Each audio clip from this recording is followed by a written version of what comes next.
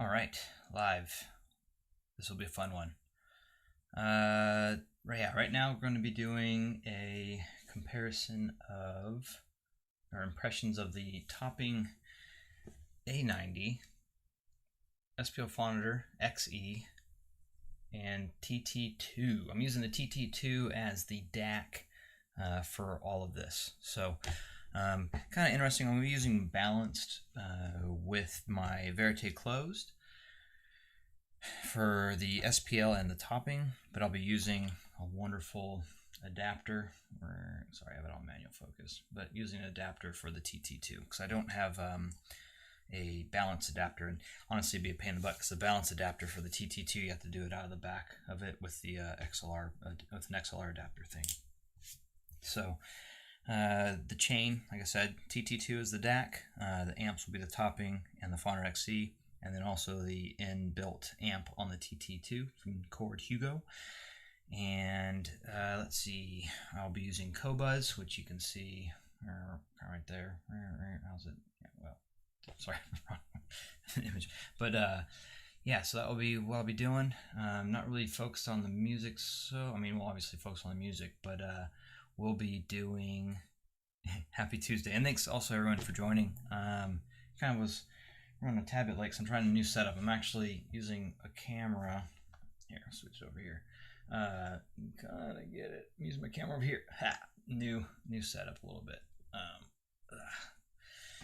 So with that being said, we'll go right into some of the fun stuff. Starting with the topping D90, D90 is the DAC. A90, topping A90. I have it in headphone amp mode. I have it on, switch it back over. I have it on, so I guess first off, let's talk about the build quality. It is pretty solidly built. I've had it on for probably about an hour now, and it's not even remotely, it's slightly warm to the touch, nothing barely noticeable. It has a pretty awesome thing that I really enjoy that people are adding this now is a 4.4 Pentagon, balanced output or input, however you want to put it, output, single-ended, and then balance, of course. The knob is small and kind of shallow, but the movement of it is pretty decent. It's pretty easy to deal with. I also like the toggles. Toggle switches are always nice. I think with knobs could be another option for that. I love the Phonitor's knobs, but it also has the nice toggles. The Chord uses buttons that are pretty analog button presses. I don't want to press them because it's going to take it out of its modes that it's in. And let's see, what else? The overall finish is nice, and it has a pre-out, headphone out, and then off. Inputs are XLR and RCA. It has a low, medium, and high gain. I found the medium gain to be the best so far with the Verite closed. So that's what I'll be using it in. I'll do my best to volume match as best I can between the three amps. And then maybe I'll throw in at the end a T4 comparison as well, which is the ECP T4 TOOB hybrid, which is hiding underneath the TT2. And that's my daily chain will be that I use regularly just for general enjoyment and listening is TT2 out to the T4, usually with my Verite closed, is my probably 95% plus listening time, unless I have a bunch of stuff in. So hey, what's up, Dutch? What's up, Marcello, Justin, DB, Alex? I'll go through this. Last try now. Elnick, of course. Thank you. Also, if you guys haven't noticed, ZMF November has hit. It will be going live on the 25th, which just a couple days away. Actually, it's tomorrow. What am I thinking? Tomorrow. It's coming live tomorrow. Thanksgiving. Turkey Day. No. Turkey Day? No. It's going live day before Turkey Day. Oh, COVID. You mess with my time frame so well. So let's jump right into it. Topping A90, have it in mid gain, medium gain, mid gain, however you want to consider that. I have it roughly at around 75 with peaks into the 80 decibel range for volume listening. So yeah, let's get jumped into this and see if I can't make this work nicely here. And what am I playing first? All right, let's do this one. Sit Next to Me, Foster the People, Sacred Hearts Club. I think there's like a acoustic version of this, maybe.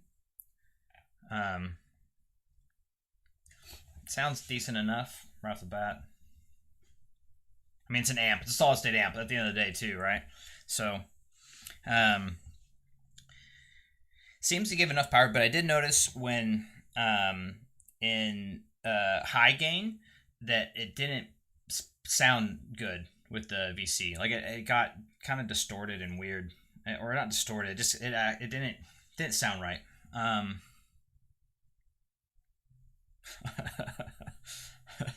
Yeah, it's definitely hard to tell what day it is. It's all I call it my I'm living my best Groundhog's Day movie life. Just anyways, this track I'm picking up some details. Doesn't seem that wide. Not too bassy.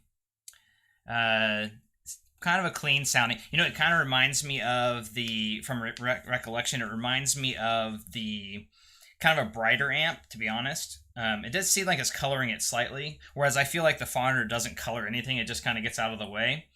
It kind of reminds me of the THX, to be honest, the THX amps with a lot more features.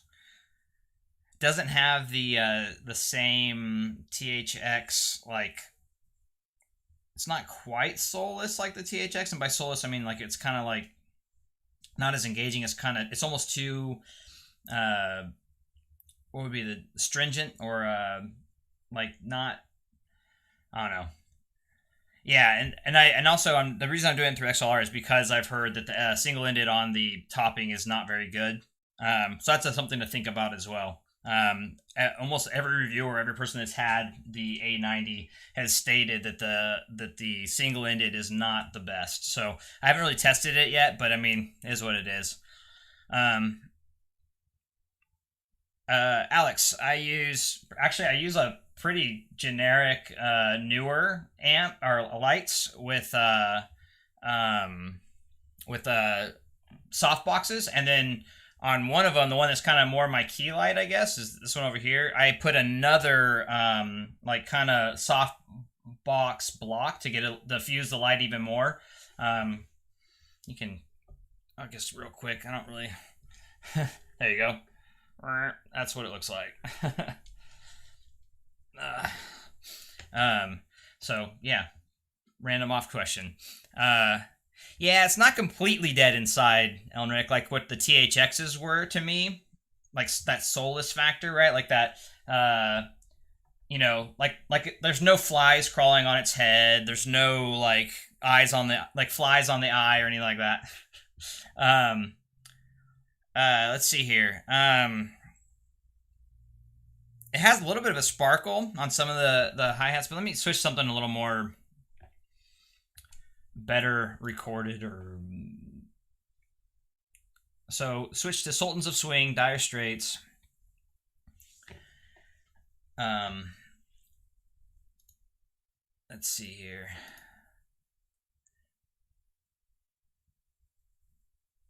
Yeah, I mean, it sounds good. It almost feels like I need to turn it up a little bit, but then I know that's going up into the higher decibels, which I than what I prefer to listen at. So it's almost like I want to. It's like it wants me to push it. Like it's almost pulled back a little bit. Like it's a little bit. Like I almost want to listen at higher volumes with this, and because it feels like I'm missing something. But I mean, the power seems to be there. I mean, it's got plenty of power. Let me do my unscientific. I might have to mute my mic. 1 second. I'm gonna do this real quick so I don't get people angry at licensing stuff. So 1 sec. And I'll do my unscientific decibel reader thing here.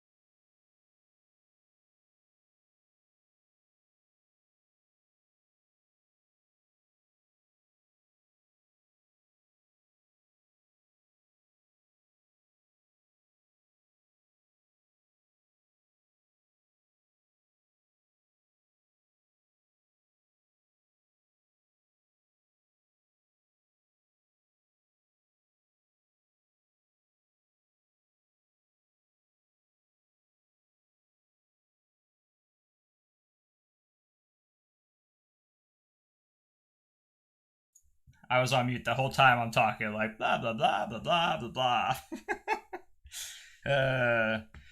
Fun times, yeah. So what I was saying is the Wasabi exclusive fixed a big chunk of it. It's not as veiled anymore. Still has a little bit of still has the like there's something just. Is it still, you still can't hear me? That should be fixed by now. That's probably catching up. A wonderful YouTube delay. Let me know when you get sound back. But so it's a little bit veiled with not in Wasabi exclusive. If it's just in Wasabi or not in Wasabi exclusive, it did get a little bit. It got veiled. With now, it's more normal. It bumped up the sound a little bit. Got a little more engaging. It feels like the hi-hats in this track specifically aren't as that great. Like the drums don't feel very dynamic to me for whatever reason. It's easy listen. But it's, I don't know. There's something. It's still almost too THX for me, if that makes sense. It's too much. It's still pretty sterile sounding. It's just kind of there, if that makes sense. I mean, whereas like the Phonitor gets out of the way, this is kind of coloring it, but it's coloring it in like not as interesting. Yeah. So that's right. Yeah, I think so too. I don't think I have it.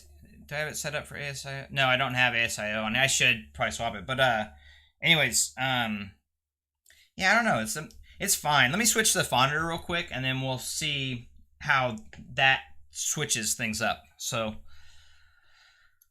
and of course, I'm probably talking super, super loud, but luckily I put my mic away from me. Yeah, it's all XLR, so everything. So yeah, Marcella, everything's XLR. That's why it's going to take a little bit of kind of finagling. I'm going to have to do some. You'll see.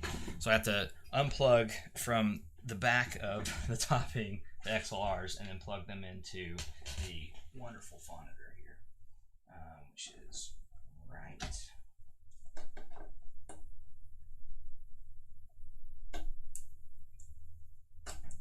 see, make sure I have this right.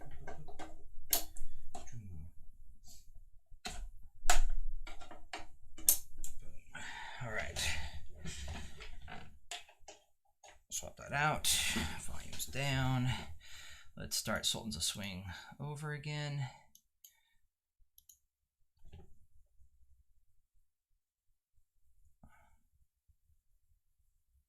Okay. You probably missed it, but like I'm listening and like the hi-hats are more crisp. I can hear detail better in the background. And let's see, where am I at here? Yeah. His voice is more forward, has a little, like it's more full sounding, and it has a darker, it feels like there's like a darker background to it.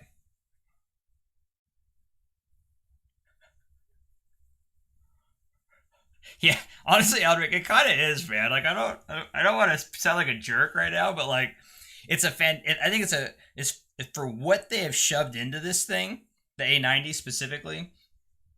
So, like what the technology that's in this and what it can do as far as how the price point is pretty fantastic. But like it's just. It's not like the Phonitor just is more engaging. I think the A90 might actually have. No, it might. The A90 might actually have a little bit wider stage though, but it's minimal or it's minimal. But the SPL is definitely more engaging. The SPL is definitely more engaging. Yeah, but for $500, like. That's fantastic for $500. Like I could say that. It's kind of like that. Yeah, and the Phonitor, well, the Phonitor I have is $2,000. So, and you can usually get it cheaper if you don't get the DAC and that kind of stuff. A90 is not better than the Phonitor. I can already tell you, like, right off the bat, like, I should have left it on the thing when I first turned up the volume and listened. I was like, it put a smile on my face, and it was instantly more engaging. I'm picking up the details better. The slam is a little bit better. Yeah, like it's just a better overall experience, I'd say. But it's, yeah. Yeah, it's, I mean, I can almost end the stream here, yeah, like at the end of the day. Like, I think with the A90, for the price, especially if you're coming into the hobby, if you want a lot of power, you want something that powers some speakers, or be a kind of all-in-one for speakers, stuff like that.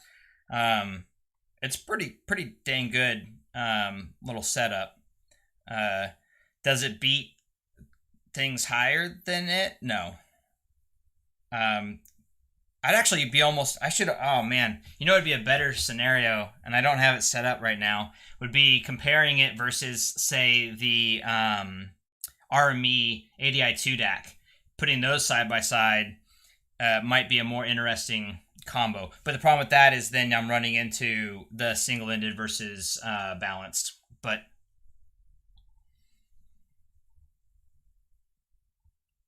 yeah. Okay, let me switch now that I've had that time with the Phonitor. I kind of want to switch back to the topping, and then we'll listen to another. We'll just stick to the Sultans of Swing just to kind of keep it a baseline, and it has decent, good track for kind of testing stuff. It has the drums in the background, his vocals, the guitar. Doesn't have too much bass per se, but we'll do another round with something with bass. Actually, I guess I can do that right now. No, we'll do the TT2, and then yeah, at the end I'll do the TT2 versus Phonitor as well. Last Rhino. So yeah, let me switch this. It's gonna be a little weird because when you plug the TT2, it goes into headphone mode, so it gets kind of wonk a little bit. It does like a weird. It takes some time to, not wonk. It switches from DAC mode to headphone amp mode, so you have to like wait for it to engage and make sure that the capacitors are all loaded up. It has like the lights go, little light show. I don't know if you can see it. You can kind of see the blue. Went blue to white, and then it kind of goes to red, orange color, and then still waiting. So that's one thing with the TT2. I have crossfeed at 0, so everything should be pretty much on par with everything else. Let me make sure I have the volume way down just in case. And then we will start Sultans of Swing over. So I'm coming off the Phonitor to the TT2. So this will be a good way to test the TT2 versus the Phonitor real quick. And just as a heads up, I did end up getting the TT2, and I intend to probably sell off my Phonitor because of it, but we'll see how that pans out.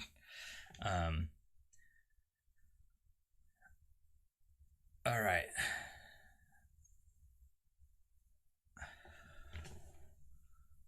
Ooh, wider. TT2 is wider.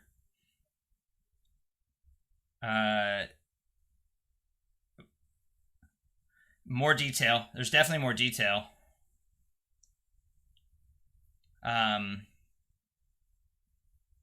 His vocals are a little more forward. I should probably switch this. Yeah, vocals a little more forward, but they're not as loud, if that makes sense. They're more like their placement, their imaging is more forward, but they're not as loud as the Phonitor. I'm getting more detail, but it's not as splashy detail. Like the Phonitor seemed like it was a little bit more splashy with the hitting the hi-hat. I think it's hi-hat.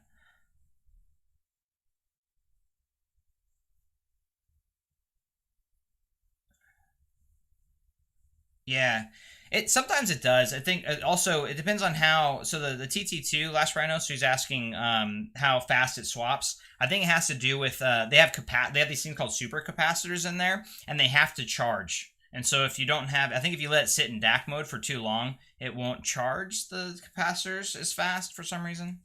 Yeah, it's more defined, Marcello.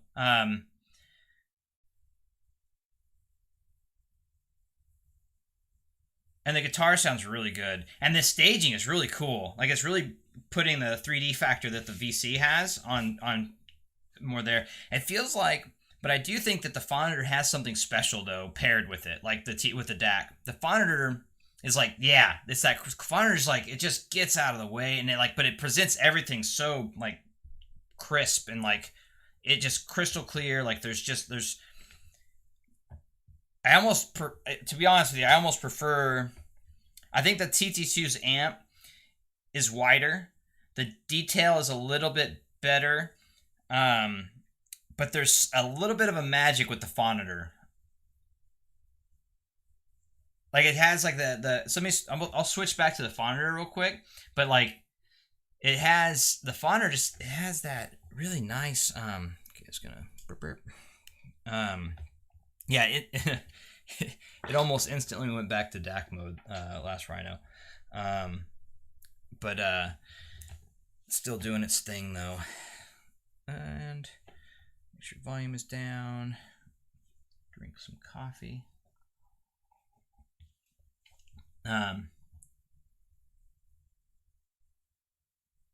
Yeah, so Eric, I had the TT2 in DAC mode going to the A90 versus Phonitor. So I'm using the TT2 as my DAC for all of this, just as a heads up. And then honestly, I didn't find the TT2 brighter, honestly, last Rhino. If anything, I found the topping to be the brightest of the three so far. But in a weird way, it was more, I don't want to say muddied, but like the detail wasn't, it was more smeared. I think would be a good term for it. It had like a smeared, not like a full on like bad smear, but like it's just enough to where you're like kind of searching for the detail, but not crazy. Yeah, the Eddy Current Black Widow 2 is pretty fantastic from what I hear, Justin. I know I think Elnric has one as well. But yeah.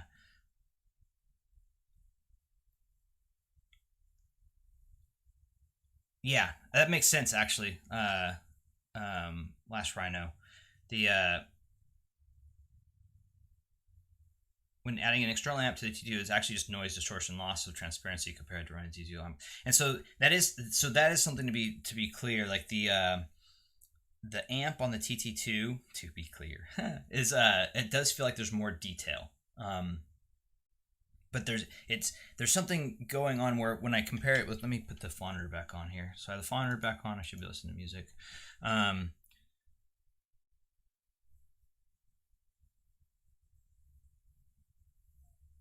It's you know what it is? I think is that the imaging they image differently. Like the staging is pretty close actually, but I do think that the stage is wider on the TT2, and the imaging is more 3D on the TT2. The Phonitor puts it more like a stage, and I think that's where that is. It's like it's kind of interesting. Hey, what's up, Luke? But yeah, like it's interesting that I'm like right now. So I'm on the Phonitor now, and you can see my lovely VUs. Maybe I'll change it. I have it kind of, there we go. More natural. Oh man, yeah, it's almost like the stage is, it's just different. Like the TT2 had more 3D. But the Phonitor has more of like a traditional stage more.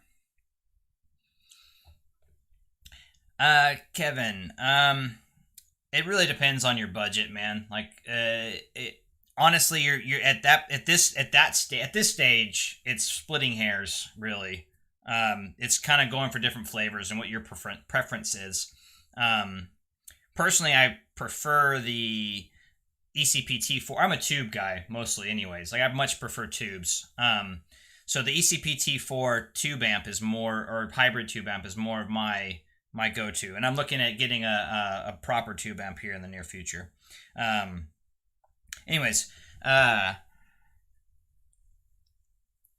a DAC, it's definitely the best DAC I've heard is the TT2. For sure, the best DAC I've heard. That's not true.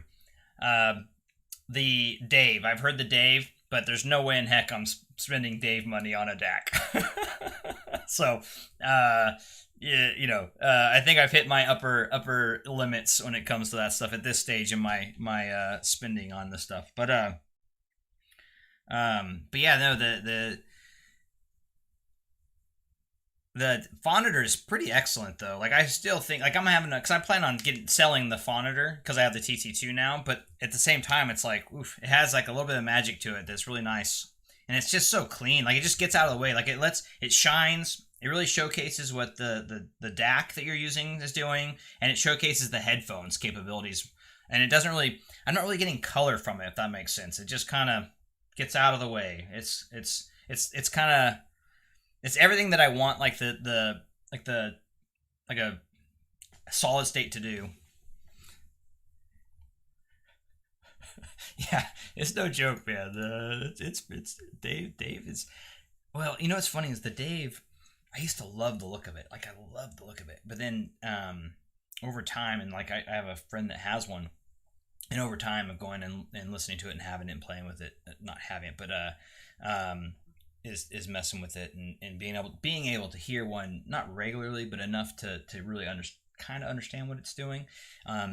Even the owner, he has the TT2 and the Hugo TT2 and the Dave, and he and we both he kind of said it first, and then it was like, yeah, and after listening back and forth, now especially, I can say that the Dave it's more of like a different flavor of the TT2, and it's maybe performing like 10%, maybe more, like a 10%, not more. It's just a different quality or technicality to it.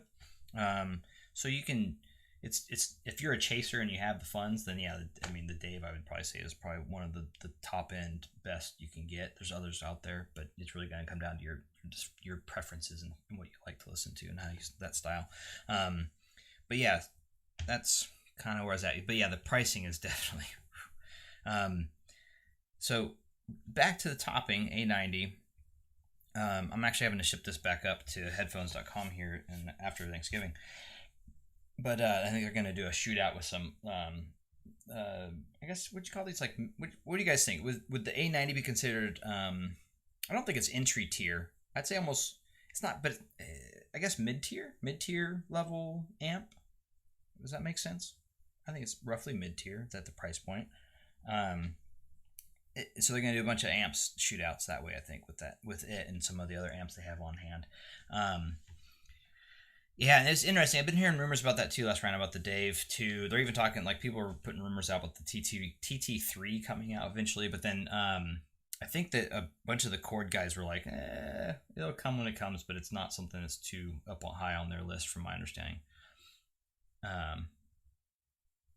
Yeah, bigger is not always better, but usually with bigger gear, yeah, HiFi tier.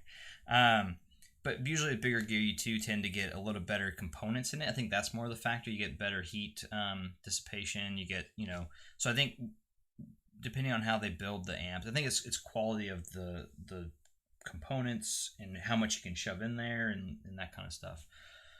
Yeah, measurements.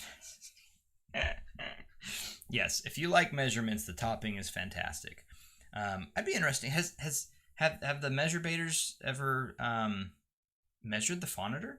I don't know if they have. Have they?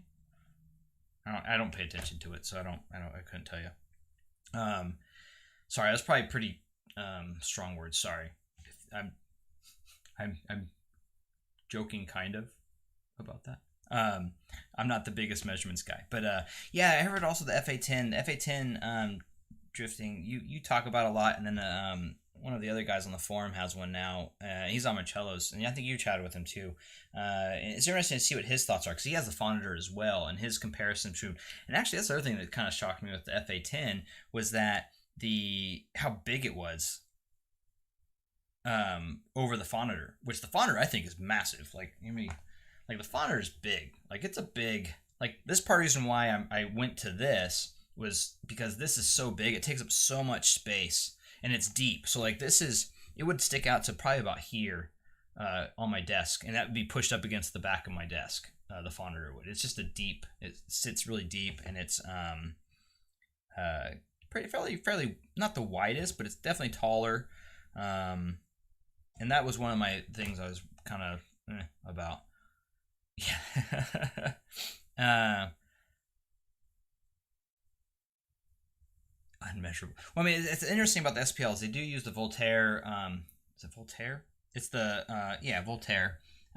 It's the rails. They use the Voltaire rails, which is really cool. And actually, you can get the Phonitor E. The SPL Phonitor E is essentially the same exact. Yeah, it's empty inside, man. It's shocking how light this amp is, though. Like, it's light. Like I almost want to say it's almost the same weight as the topping. Like, it's crazy how light. Like, I can see if I can get a grip on it. It's just big. But I mean, it's definitely, I mean, kind of. I mean, it's probably about 2 to 3 times heavier than the topping, actually. To be fair. Let's see. It definitely. I don't know if you can hear that. It's definitely relatively empty on inside. I think that's to help with the heat. But you can get the SPL Phonitor E, which is basically the same exact Voltaire tech and the same amp, without the VU meters, without some of the crossfeed features and some of the other features here. The knob here, by the way, is one of the best knobs I've played. Stop it. Just stop it. The volume pot is one of the best I've played with in a while, and it's really cool because you can actually pair like you can pair your like an Apple TV remote to it. You can pair any kind of remote to it to control the volume from afar, and so that's really cool. And it's really nice. This one's pretty smooth. This one has more resistance, but I think that's because it has that volume control, mechanical volume control, or remote volume control. But this one's really smooth, easy to maneuver. The toggles are pretty decent. And then the Phonitor has the rolly ball, the marbles. They like to call it the marbles, and it glows. When you're in amp mode, it glows with the colors depending on how loud you're listening and that kind of thing. And that's the other thing, yeah. Without VU meters, I really do. The VU meters are fantastic. Mine's a little bit. So I don't know if you can tell. There's another issue with the Phonitors. You can kind of see it here. I don't have so a lot of my anything that I use a lot, because I use this pretty religiously. The lettering rubs off. So I might have to get that looked into if I try to figure out how to do that. And then also my LED on this wonderful VU meter it acts weird, so it flickers in and out, but then all of a sudden randomly it will like just work perfectly for like a couple days, and all of a sudden randomly it'll go out like now, or it'll flicker. So I'm trying to get in touch with SPL about how to get that fixed and what have you. So something else to be considered about the wonderful SPLs. But anyways, that's the SPL. I think that pretty much covers it for the amps. For quick listens. Anything else? Oh, let me do something bassy. Let's go bassy. Let's hear the dynamics. Oh, I know. I'll do my other favorite track. It's pretty good. The Signal and the Noise for some bass. Go-Go Penguin jazz music. Woo! This one's interesting because the Go-Go Penguin has it's more traditional jazz, not traditional, but jazzy. Ooh. The bass is good. I just like the bass here, man. Hey, what's up, Josh? Oh, nice. Thanks, Josh. I'll do that. I was chatting with the headphones guys. That's who I bought it from. But I'll actually just message them direct. Because I'm thinking if I do get rid of my SPL, I'd probably end up getting the Phonitor E, so I could still have that that amp. And that one's, I think, like half the price of the Phonitor XE. I mean, you lose a bunch of features, but you still get that solid state amp that's really, really nice. Yeah, the bass here is nice, though. Let me switch over to the, you know what I'll do? Here, I'll switch to the TT2, and then we'll switch back to the topping, so we get that final topping listen in with it. The benchmark. Well, the Phonitor does. I don't have the DAC in the Phonitor, by the way, as well. And I know that the DAC was definitely not as good as, say, a standalone DAC. Even the Bifrost 2 would be better than the internal DAC on the SPL. Yeah, this bass is good. Has dynamics, got punch. It's not as like super punchy as like I would say like I would get from the T4, from the tube amp, like a tube amp. It doesn't have the. I mean, it's a solid state, so it doesn't have that richness. It doesn't have that fullness to the sound that you get with a good tube amp or a good, well, it's tube amp. But engaging, I could easily get lost listening to this. All right, let's do the forever cable swaps. And then this will probably be the last cable swap that I do with the Phonitor inputs.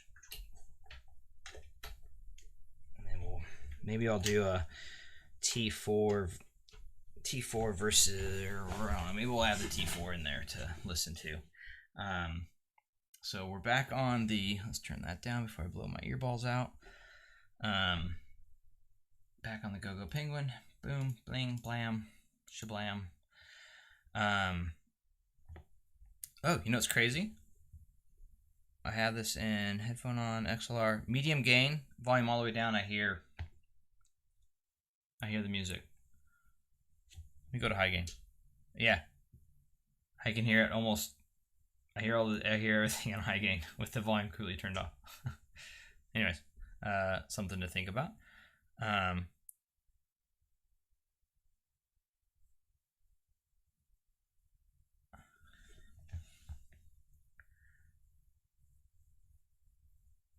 The piano sounds good. You know what's funny is the bass twang, like the stand-up bass twang, doesn't sound natural to me. So I grew up with a bass player and listening to bass a lot, and this doesn't sound as natural to me.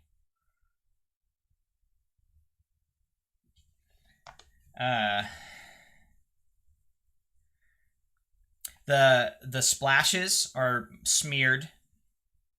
Not like bad, but they have a smear to them.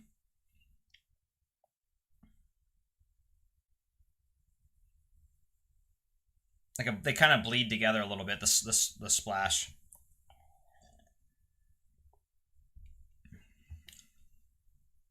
Bass is decent. Honestly, the Phonitor is more punchy. Not as, like, this is boomier. Has that interesting, like a weird boom though. I think that's what I would call this. It's a clean DAC in the sense that it's got like good sound, but there's just once you hear these other ones in conjunction, like AB and stuff, you can hear that there's like this bleeding or smearing.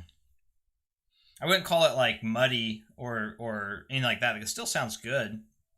It's just that there's this slight like blurring of the images of the different imaging, and the notes tend to bleed together a little bit.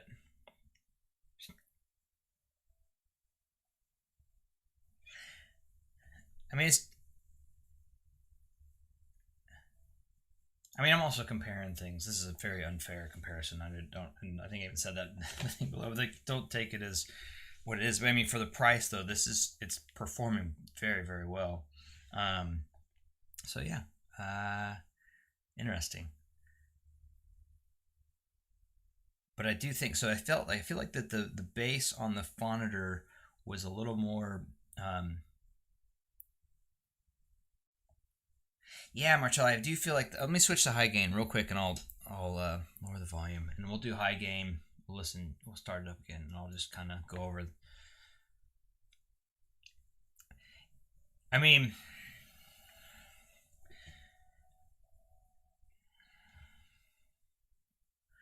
the detail is getting back a little bit better. But I'm getting actually there's a little more detail now in high gain, but not like a lot. It still has a smeared factor to it.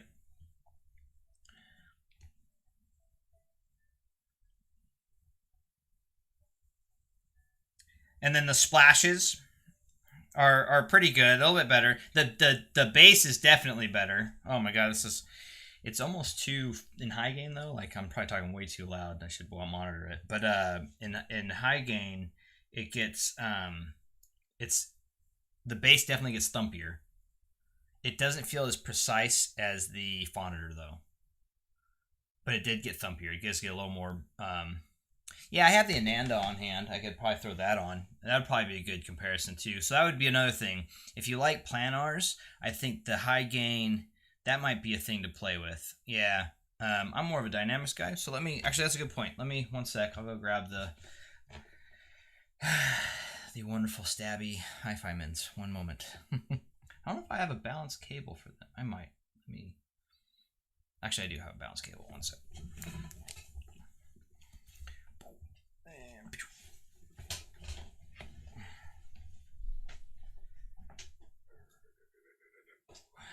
This work with.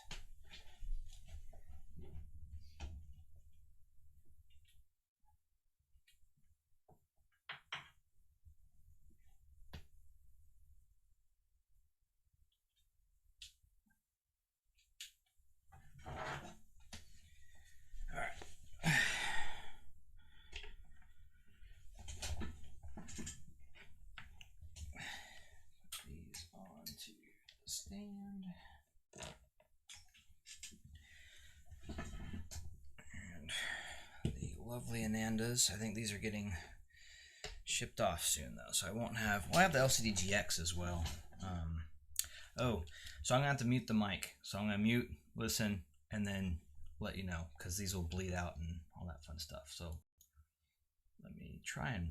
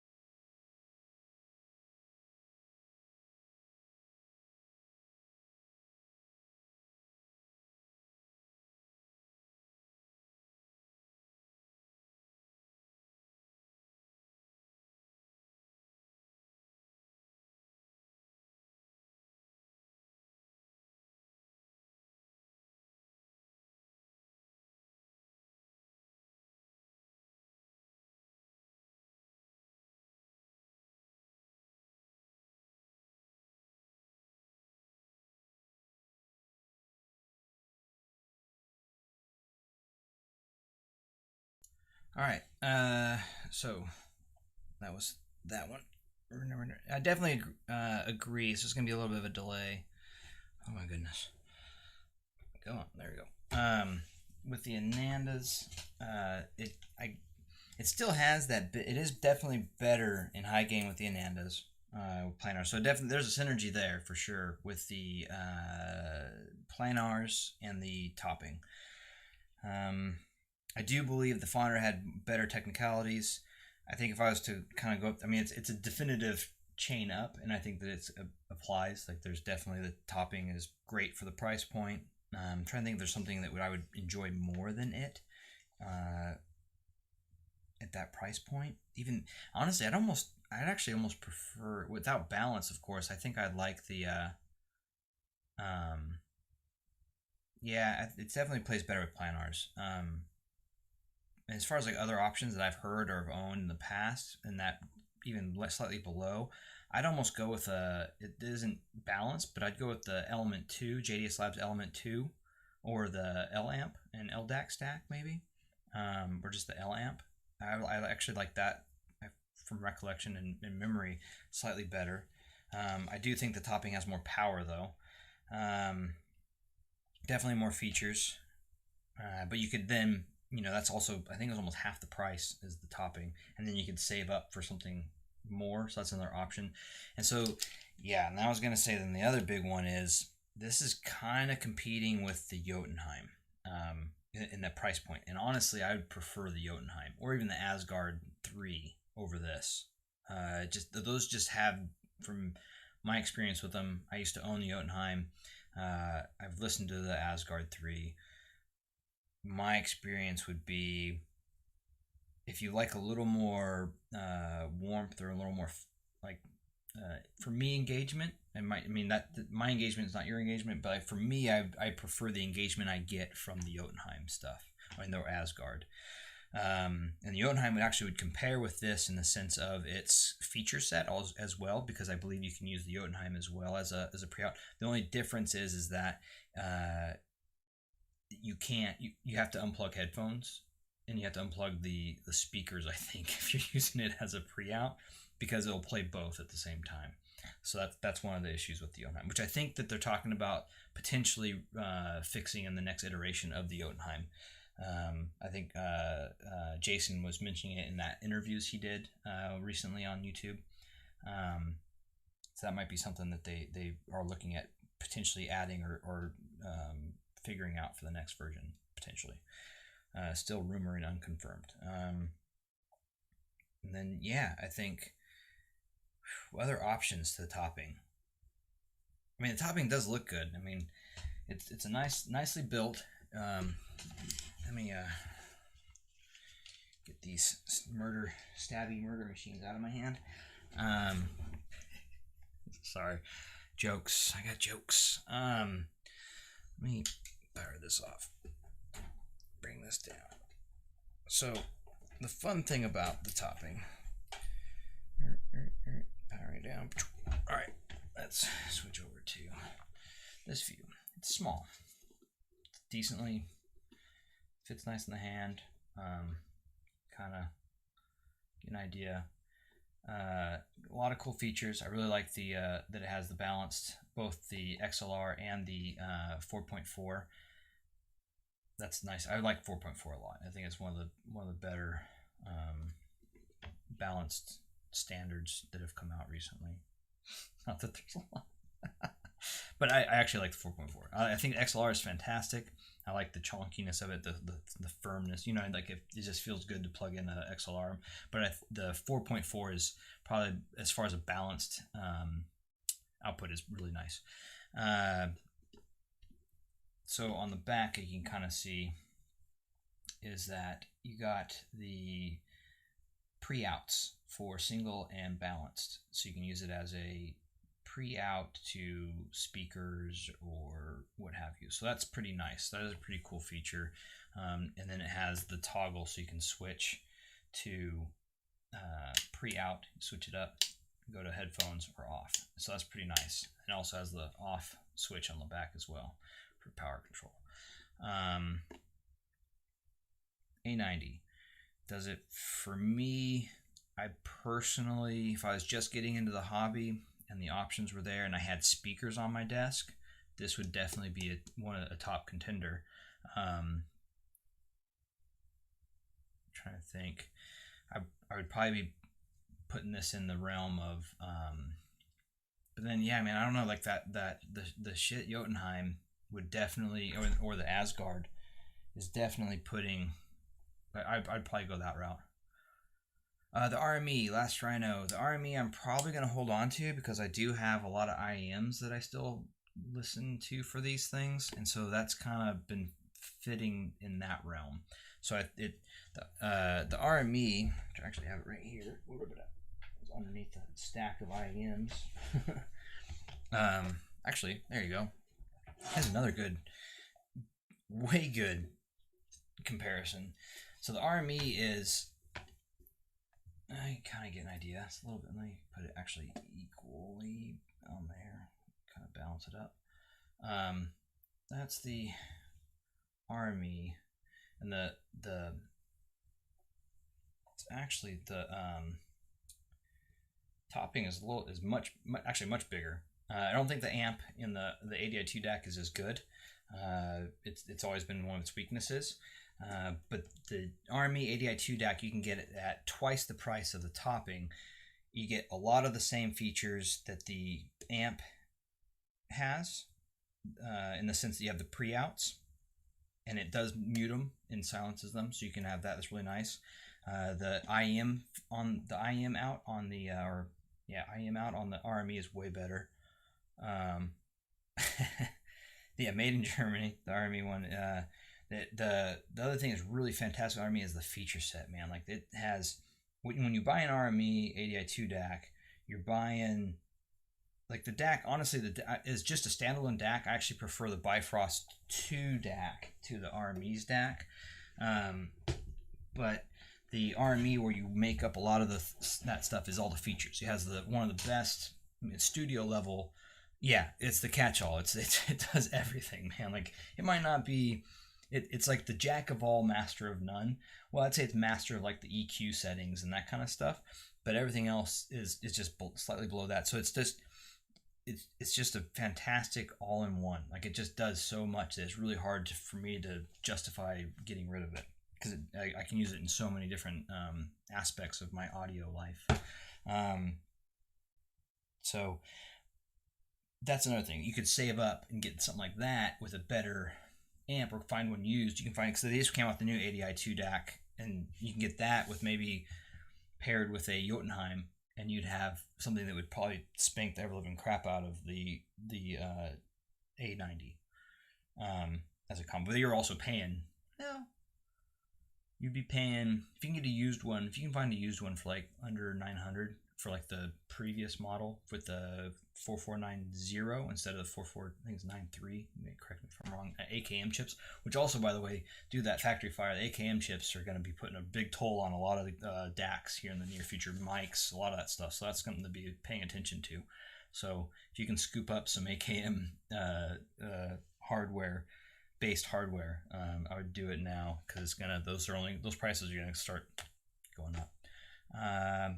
But yeah, with those things being said, I think back to the comparisons, I think that the Phonitor, if you can get, honestly, there's another option. The Phonitor SPL Phonitor E is essentially the same as the Phonitor XE, and it works fantastic, and it's about half the cost of the Phonitor X or XE.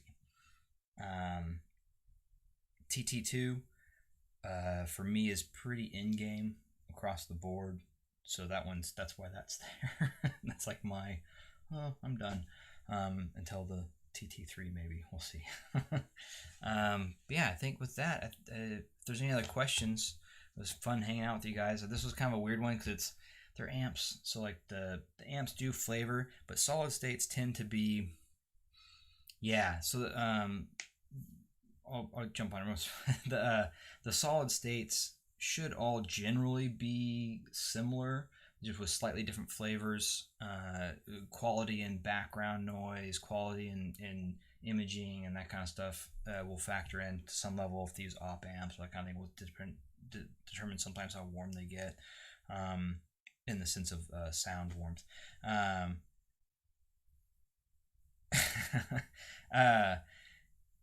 And so I think as you tier up, I think that you just need to find the thing that you like the most. I think personally, for me, I would personally probably skip the A90 and go with a shit amp, or JDS Labs amp, and save up, or in that kind of way. And if DACs are a different story, that's something you have to kind of determine for yourself a little bit too, on the same level. But personally, I'd actually almost start going into tubes more right off the bat. Knowing what I know now, I'd probably just start saving up. I'd get a really good solid state that I liked, and then that would be my solid state, and then I'd start pushing into tubes harder.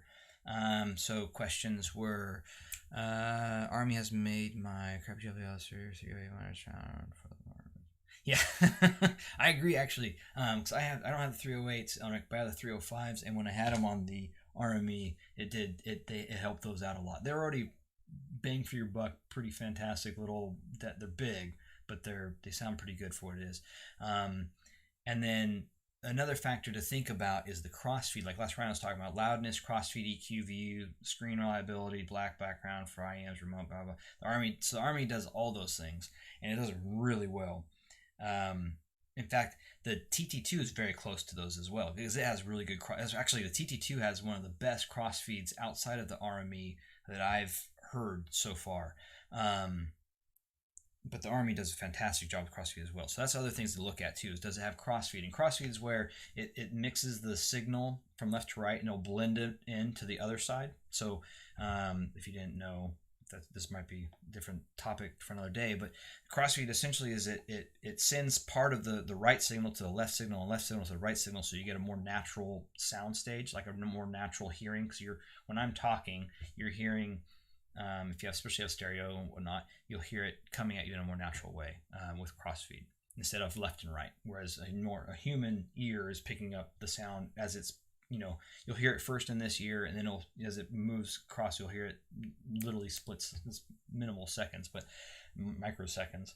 But yeah, so that's what crossfeed is. Other factors to think about. Yeah, the black background is a really important thing with especially solid states. Tubes, you can get away with a little bit more of a noisy background, but usually if it's really well implemented, like the ECP stuff, that's fantastic. Let's see. So yeah, the next one would be any plans to try R2R NOS stacks? So I've tried a couple of the Holo Audio stuff. Levine, I really like their stuff, and I think it looks fantastic. They are all about quality components. That's why the pricing on those is a little bit high, is because it's all about pricing or the high quality components. So you're paying for those little high quality components that are inside there.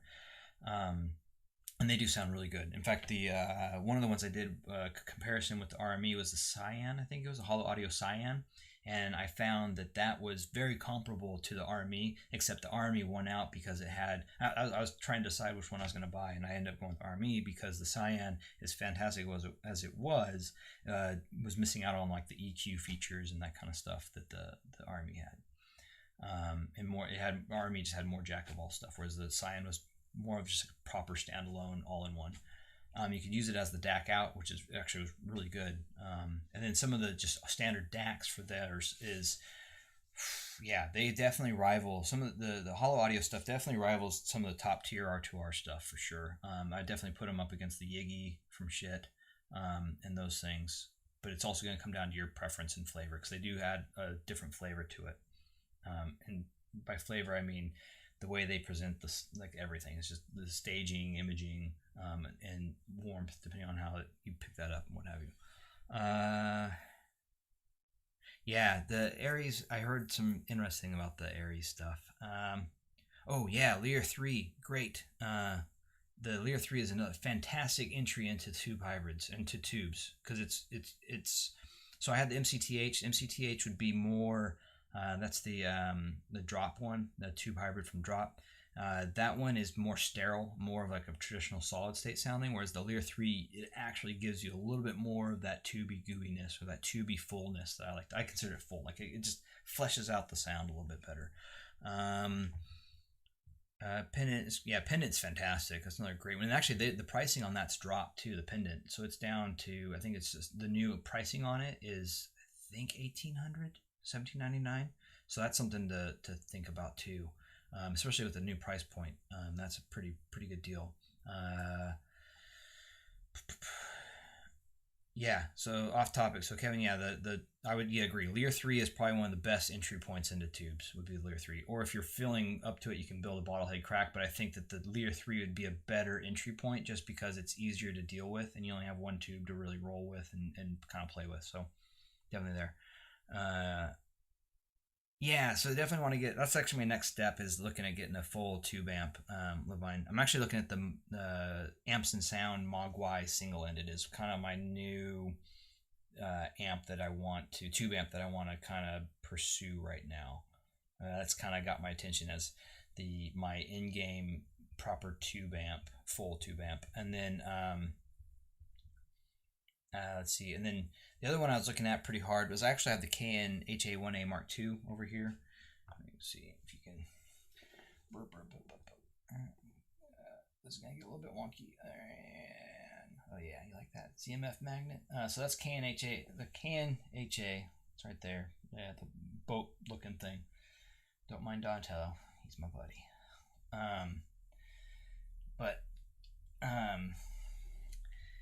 Yeah, so the other one I was looking at is the KN they're not the 300B one that they just came out with, but the other one that's the HA6A. Is that the one? It's the basically has a pretty interesting tube amp, but it had a bunch of problems with the first iterations of it. So I'm kind of waiting to see what how that fleshes out and how it pans down or pans out and see where that takes it. But I'm definitely looking at the Mogwai single or special edition. I say single special edition as a competitor for my next big tube amp, or my final big tube amp that I want to go with.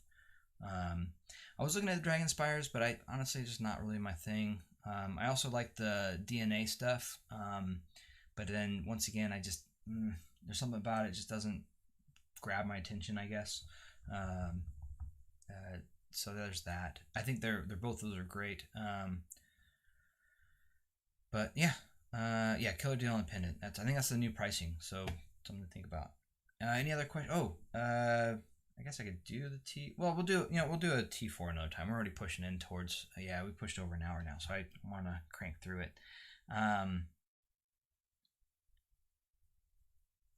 Yeah, the DNA stuff is really good. I agree. I just for whatever reason, I'm kind of an aesthetics guy to some level too, and for whatever reason, I'm just not grabbed by the aesthetics of the DNA. Even though I know it sounds, and I've heard it at ZM Festivus. I've heard ZM Festivus at Can Jam, and I've heard it at a couple of local meets and stuff, and it is fantastic, and it sounds really good. The DNA stuff. I think I've heard these. I can't remember which ones it was, so I couldn't tell you. Brain not working, but I did like the way they sounded at ZMF Festivus with the different ZMF stuff, because ZMF is definitely more of my. That's like my. If it's not known by now, I'm a bit of a ZMF fanboy, and their sound just connects with me. I like the way that their headphones sound. So, but yeah, and then that's kind of where I'm at. Oh yeah, the IHA one couldn't sell fast enough. Overpriced, low end tube sounded. I went down. Oh, not the IHA one. It was the that's the KN IHA one. It wasn't that one. It was the I think it's the IHA 6 or something like that. Anyways. Oh, the Stratus painted cherry red would be pretty nice. If I could get it in purple, it'd be pretty dope. Anyways, I think with that, it was a fun stream. Hopefully you guys had some entertainment with it and got some knowledge of some sort. I don't really consider myself a reviewer, but more of just another enthusiast talking with other enthusiasts about my experiences. And since I have the gear here, I can talk about it. So, but yeah, I think with that, I will let you all have the rest of your day, and I'm going to go prep for Turkey Day, and hopefully everyone else that's in the States, anywhere else that wants to celebrate Turkey Day, is having a good Turkey Day week.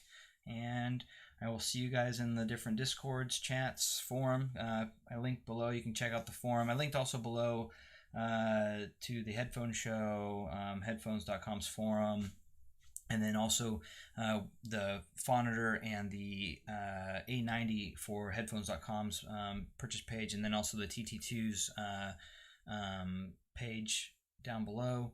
And if there's any other questions, feel free to drop a question or comment in the video, maybe when it finally posts fully, and I'll try to get to it, or hit me up in the forum.headphones. I'm always on there. I moderate for those guys, so I'm in there checking messages and all that fun stuff all the time. So yeah, anyways, I hope everyone has a great remainder of the day, and hope you have fun, and I will chat with you guys hopefully maybe after our holiday weekend, maybe this weekend we do another one, or need to get another HiFi After Dark going. So chat with you guys later. Enjoy your Thanksgiving, and have a happy and safe holiday. And hitting the end button. See, I do it twice.